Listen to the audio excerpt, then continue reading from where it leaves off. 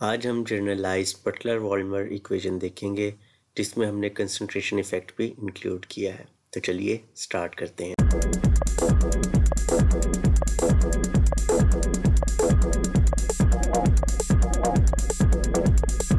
अस्सलाम वालेकुम, मैं हूं मोहम्मद जुनैद अंजुम, आपका ट्यूटर, और आज हम बटलर-वॉल्मर इक्वेशन की जनरलाइज्ड फॉर्म देखेंगे जिसमें हमने कंसंट्रेशन का इफेक्ट भी इन्वॉल्व किया है। इससे पहले अगर आपको याद हो तो हमने सिर्फ चार्ज ट्रांसफ़र के तौर पर अगर कोई रिएक्शन हो रहा था जिसे हम कहते थे कोई भी रिएक्शन अगर एक्टिवेशन कंट्रोल के अंदर है तो उसको हमने देखा था कि वो बटलर-वॉल्मर इक्वेशन के ज़रिए कैसे रिप्रेजेंट किया जा सकता है। लेकिन जब भी कोरोजन हो रही होगी कोई तो यहाँ से कोई आयन भी डिफ्यूज़ कर रहे होंगे और कंसंट्रेशन का चेंज भी आ रहा होगा। तो उसके लिहाज से हमारे क्या कहते हैं ऑक्सीडाइज एंड रिड्यूस स्पीशीज़ के तौर पर जो हमारे पास इफ़ेक्ट आता है आपके पोटेंशियल और करंट के अंदर, वो हम उसको इंक्लूड करने की कोशिश करेंगे बटलर-वॉल्मर इक्वेशन में और उसको एक जनरलाइज फॉर्म में रिप्रेजेंट करेंगे। तो जैसे कि आपने देखा है कि हमने लास्ट टाइम एक्सप्लोर किया था कि अगर आपका कोई सरफेस है वो एक्टिवेशन कंट्रोल के अंदर है, यानी कि जो भी रिएक्शन जो भी आपके पास रीडिंग आ रही है वो चार्ज ट्रांसफ़र की वजह से आ रही है, यानी कि इलेक्ट्रॉन्स की वजह से आ रही है। लेकिन अब हमने क्या करना है, कंसंट्रेशन के अगर हम चेंज कर रहे हैं तो उस पर आपके इलेक्ट्रोड सरफेस पे क्या चेंजिंग आएंगी उसकी वजह से, तो हम उसको देखेंगे। अगर हम एक जनरल रिएक्शन देखें कि आपकी कोई ऑक्सीडाइज स्पीशीज है वो कुछ इलेक्ट्रॉन लेती है और रिड्यूस हो जाती है। इक्विलिब्रियम में क्या हो रहा होगा, जितना ही रिड्यूस स्पीशीज बन रही होगी उतनी ही ऑक्सीडाइज स्पीशीज बन रही होगी, तो हमारे पास ये एक रिवर्सिबल रिएक्शन हो रहा होगा।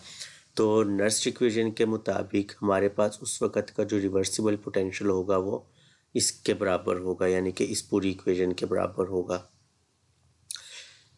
इसमें हमारे पास ये जो सी आर है ये रिड्यूस स्पीशीज की बल्क कंसंट्रेशन को डिनोट करता है और ये ऑक्सीडाइज स्पीशीज की बल्क कंसंट्रेशन को डिनोट कर रहा है। और अगर हम देखें कि जो हमारे पास पोटेंशियल ग्रेडियंट आएगा इस कंसंट्रेशन के चेंज होने की वजह से, तो हमारे कैथोडिक पोटेंशियल ग्रेडियंट हम इससे डिनोट कर सकते हैं और एनोडिक पोटेंशियल ग्रेडियंट हम इस इक्वेशन से शो कर सकते हैं। तो जो टोटल नेट करंट होगा वो ज़ाहिर बात है एनोडिक एंड कैथोडिक करंट के सम के बराबर होगा। और अगर हम यहाँ से करंट को निकालें और रेट के लिहाज से इसको डिनोट करें तो हमारा नेट करंट इसके बराबर बनेगा। तो इससे अगर हम आगे चलें तो हम देखते हैं कि हमारे पास ये इक्वेशन है रेट के लिहाज से, ये हमारी क्या कहते हैं आई करंट की इक्वेशन थी। अगर इसमें मैं इनकी वैल्यूज़ बटलर-वॉल्मर इक्वेशन के अंदर अगर पुट करूं तो हम क्या कर सकते हैं, एक नया एक्सप्रेशन बनाते हैं। हम इसकी डीप डेरिवेशन में नहीं जाएंगे, लेकिन हम इस बात को ज़हन में रखेंगे कि जब हमने लास्ट टाइम बात की थी तो हमने कहा था कि एक्टिवेशन कॉम्प्लेक्स थ्योरी, यानी कि हमने कहा था हमारा पोटेंशियल वगैरह जो है एक्टिवेशन कंट्रोल के अंदर है। तो अगर हम कहते हैं कि अगर हम उसी को अज्यूम करें तो हमारे पास जो इंटरफेस है उसके ऊपर जो पोटेंशियल ड्रॉप होगा वो भी लीनियर होगा और उस लिहाज से हम जो करंट की रिलेशन बनेगा वो ये बनेगा। इसको मज़ीद सिंप्लीफाई करें और रीअरेंज वगैरह करें तो हमारे पास ये रिलेशन बनता है, जो कि बेसिकली देखा जाए तो एक नर्स इक्वेशन है जिसमें हमने बाकी का जो ये फैक्टर है ये कांस्टेंट रख लिया है। तो बेसिकली हम इसी को रीअरेंज करके रखा है। तो अब अगर हम इससे देखें कि हमारी एक्सचेंज करंट डेंसिटी टोटल क्या बनेगी तो वो इसके बराबर आ जाएगी। तो एक्सचेंज करंट डेंसिटी आपने यहाँ देखा कि अगर या तो हम रिड्यूस स्पीशीज की कंसंट्रेशन बनाएं या ऑक्सीडाइज स्पीशीज की कंसंट्रेशन को बढ़ाएं, तो उसके नतीजे में हम क्या देख रहे हैं कि हमारा करंट जो है एक्सचेंज करंट डेंसिटी वो इंक्रीज़ होगी, क्योंकि हमारी exchange current density directly proportional है रिड्यूस करंट की कंसंट्रेशन प्लस ऑक्सीडाइज स्पीशीज की कंसंट्रेशन के। तो अगर हम इसको मज़ीद लॉग वाली फॉर्म में लिखें तो ये इक्वेशन सिंप्लीफाई होके इस तरह से बन जाएगी।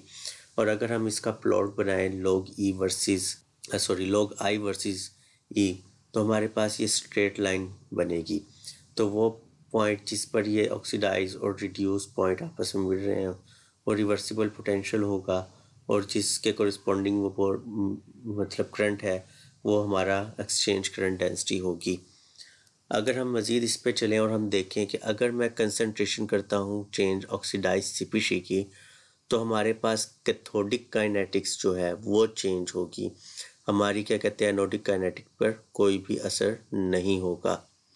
यानी कि ऑक्सीडाइजिंग CpC को चेंज करने से आपकी कैथोडिक जो है रिएक्शन वो नीचे की तरफ यूँ जा रहा है। तो आपका बेसिकली ये जो कैथोडिक ब्रांच है वो ऑफसेट होती जा रही है, ये पहले यहाँ थी, फिर यहाँ होती जा रही है, फिर यहाँ होती जा रही है। तो इसी तरह अगर मैं कंसंट्रेशन चेंज करूँ रिड्यूस CpC की, तो वो हमारे एनोडिक काइनेटिक्स के अंदर चेंज लाएगा, ना कि कैथोडिक। तो हमारे पास फॉर एग्जांपल अगर हम इसको चेंज करते हैं तो हमारी जो रिड्यूस या कैथोडिक एनोडिक काइनेटिक है उसको देखो, यहाँ से यहाँ इस पॉइंट पे शिफ्ट हो रही है और यहाँ से इस पॉइंट पर शिफ्ट हो रही है। तो आप ये देख रहे हैं कि हमारे कंसंट्रेशन की चेंज करने से हमारे ब्रांचेस में चेंज आता है, लेकिन किस ब्रांच में चेंज आएगा, एनोडिक ब्रांच या कैथोडिक ब्रांच में, ये डिपेंड करेगा कि आप किस चीज़ की कंसंट्रेशन को चेंज कर रहे हैं। अगर ऑक्सीडाइजिंग चेंज हो रहा है तो कैथोडिक ब्रांच आपकी चेंज होगी, अगर आपने रिड्यूस CpC की कंसंट्रेशन को चेंज किया तो आपकी एनोडिक ब्रांच चेंज होगी। तो अगर मैं ये जो हमने पीछे 30 और 31 इक्वेशन देखी, उसको मैं इक्वेशन जो 29 हमने नेट करंट की देखी थी उसमें सब्स्टिट्यूट करूँ तो हमारे पास जो नई इक्वेशन बन जाती है जिसको हम बटलर वार्मर इक्वेशन कहते हैं, जो कि जनरलाइज्ड फॉर्म है। अगर मैं कहूँ कि इन दोनों CpC की कंसंट्रेशन यानी कि CRS बराबर है CO के, तो हमारे पास ये इक्वेशन जो आपकी एक्टिवेशन कंट्रोल के अंदर आपकी बटलर वार्मर इक्वेशन होती है उसमें रिड्यूस हो जाएगी। तो अगर हम लिमिटेशन इसकी देखें, अगर हम मास ट्रांसपोर्ट लिमिटेशन देखें तो हमारे पास एक वक्त आएगा कि एक पोटेंशियल ये प्री फैक्टर जो है बेसिकली ये एक्सपोनेंशियल फैक्टर, ये क्या करता है बेसिकली इस एक्सपोनेंशियल के एकदम चेंज आएगा और वो स्ट्रेट होता जाएगा। ये बेसिकली एक एक्सपोनेंशियल बिहेवियर है।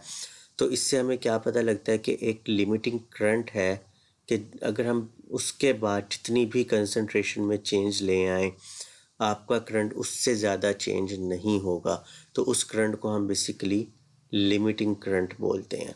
तो ये बेसिकली मास ट्रांसपोर्ट का एक इफ़ेक्ट है कि एक वक्त आएगा कि भाई उससे ज़्यादा आप जितना मर्ज़ी मास ट्रांसपोर्ट कर दें, आपका जो करंट में है वो खातिर ख्वाह कोई चेंज नहीं आएगा, हम कहेंगे कि वो सैचुरेशन पर पहुंच गया है। और इसी तरह अगर हमारे पास ये दोनों कंसंट्रेशन अगर इक्वल हैं तो हम कहें ये जो चीज़ आपस में ख़त्म हो जाएगी, और ये इक्वेशन बेसिकली आपकी जो बटलर वार्मर इक्वेशन हमने पहले देखी थी उसी के इक्वल हो जाएगी। तो इस डिस्कशन से हमने अभी तक क्या देखा कि rate of charge transfer reaction जो भी इंटरफेस पर हो रहा है, यानी कि ये आपका इंटरफेस है, इसके ऊपर कोई भी चार्ज ट्रांसफ़र रिएक्शन हो रहा है तो वो सिर्फ़ और सिर्फ आपने कितना यहाँ से इसको पोटेंशियल दिया उस पर ही सिर्फ डिपेंड नहीं करता, बल्कि ये भी डिपेंड करता है कि आपके बल्क वगैरह की या आपकी इसकी कंसंट्रेशन जो आपके इसके इलेक्ट्रोड के साथ रिएक्टिंग स्पीशीज़ है उनकी कंसंट्रेशन क्या है। अगर हम उनकी कंसंट्रेशन को चेंज करेंगे तो आपका करंट भी चेंज होगा। तो उम्मीद करता हूँ कि आपको आज जनरलाइज्ड बटलर वार्मर इक्वेशन समझ आ गई होगी। तो नेक्स्ट वीडियो इंशाल्लाह हमारी आखिरी वीडियो होगी क्रोजन साइंस सीरीज़ की, जिसमें हमने तकरीबन सारे पॉइंट्स इसके काइनेटिक्स से रिलेटेड क्लियर कर लिए हैं। तो उम्मीद करता हूँ कि आप मेरे चैनल को सब्सक्राइब भी ज़रूर करेंगे और मेरी इन तमाम वीडियोस को शुरू से देखेंगे ताकि आपको एक एक पॉइंट क्लियर हो जाए। तो नेक्स्ट वीडियो तक के लिए अल्लाह हाफिज़।